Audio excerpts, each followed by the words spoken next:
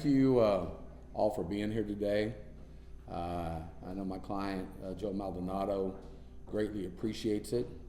As pretty much everyone seems to know, Joe Maldonado, also known as Joe Exotic, was a gay gun-toting redneck from Oklahoma who got thrust into stardom when a TV show that he was the subject of went viral back during the pandemic. Give you some timeline that a lot of people don't know. Joe was arrested for the crimes I'm going to talk about today in September of 2018. He was convicted by a jury in 2019. He was sentenced to 22 years in federal prison in January of 2020.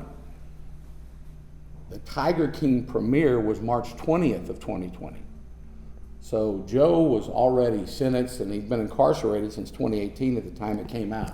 In fact, for many years, he had not even seen the television show that focused on his life.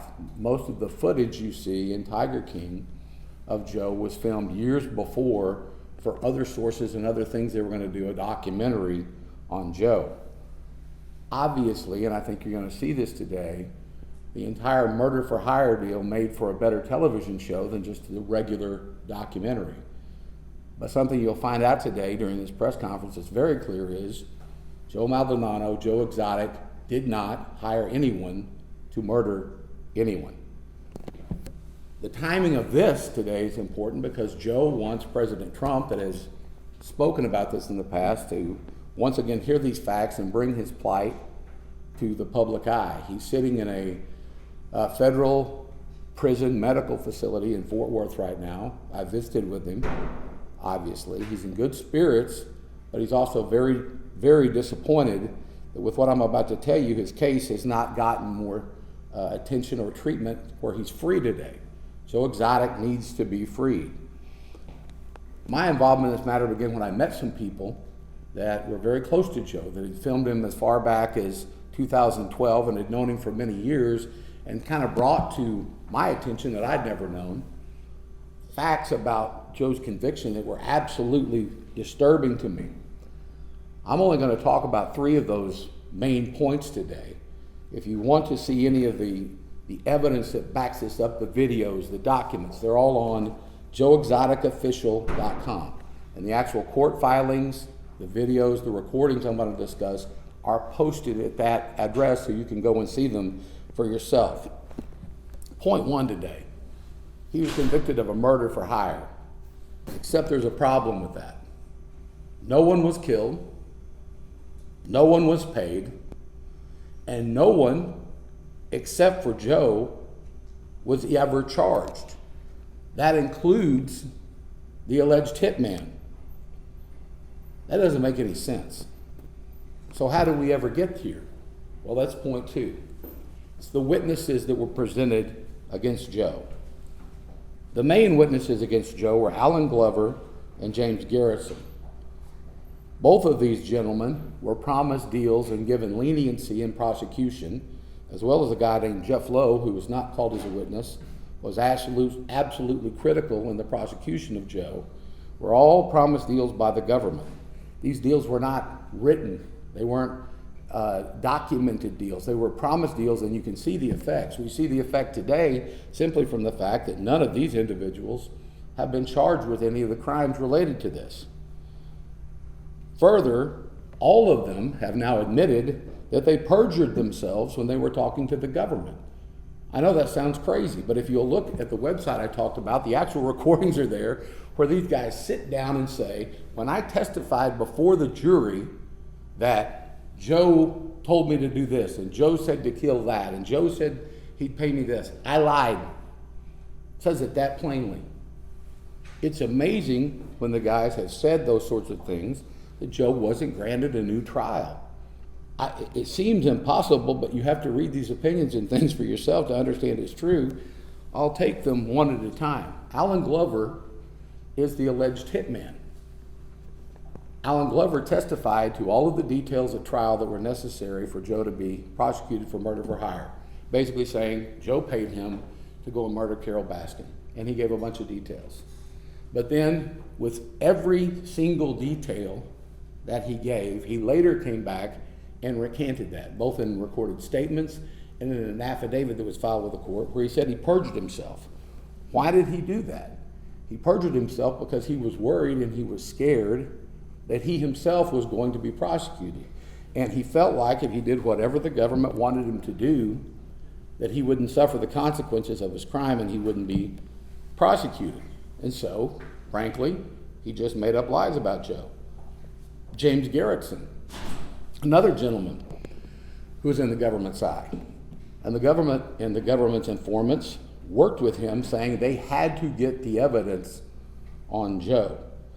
It was clearly, when you see the recordings that James Garretson made, it demonstrates that Joe was going along and agreeing with an idea that James Garretson had and Jeff Lowe had about murdering Carole Baskin, but he never intended to do anything about it himself. In fact, Alan Glover has gone so far as to say that Jeff Lowe actually hired him and wanted him to kill Joe Exotic and Carole Baskin.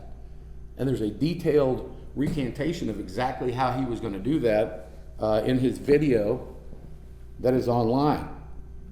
James Garretson made many, many recordings that were withheld during the prosecution of this case that would have exonerated Joe. One of the things that I thought was so insightful is a filing from the briefing in this case is we now know from undisclosed, newly discovered evidence that Garretson's government handlers scolded Garretson behind the scenes and even tried to alter the narrative that Garretson's recordings had established, because the recordings clearly show that this is Garretson's idea, and Garretson is desperate to get him to say something that will incriminate him.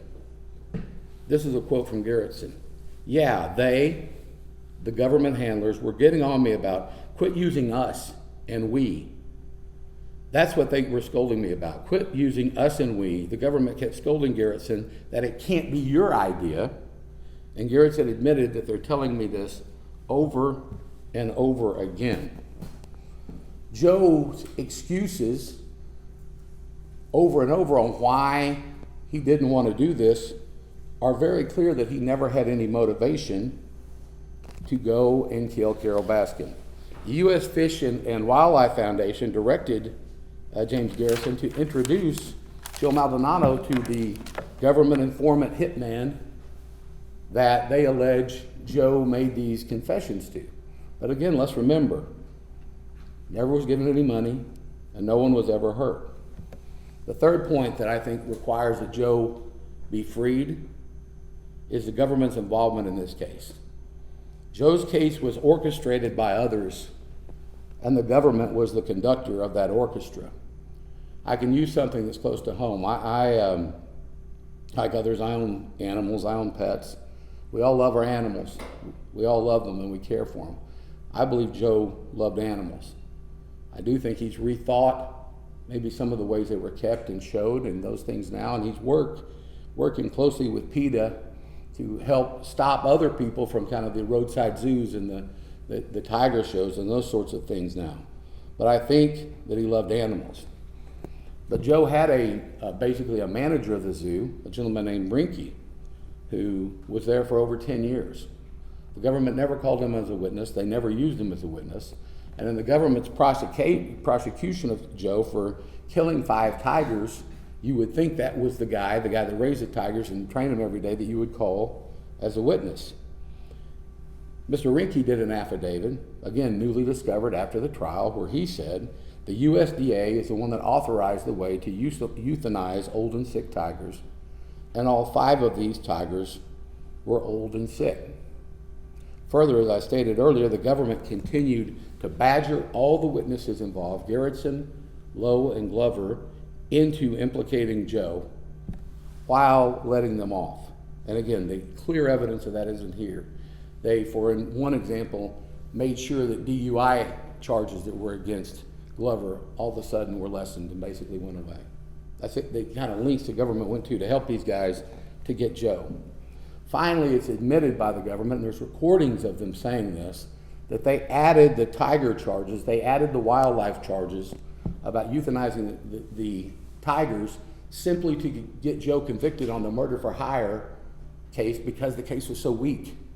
they knew, and the quote on the tape, you can go listen to it yourself, it's something along the lines of, watching them dig up the tiger skulls will hit the heartstrings of these people and will make them less likely to look at how weak the evidence is in the murder for hire case. So we're here today to demonstrate this new evidence. We asked very directly to President Trump, and I ask you, listening and as a court of public opinion, free Joe Exotic. He does not need to be in prison. This is not a man that deserves to be there. He did not do what he's convicted of doing. He asked for a new trial. He wasn't granted one. At a minimum, he should be entitled to that. Look at the evidence yourself. Make up your own mind. I appreciate everybody listening today. Thanks.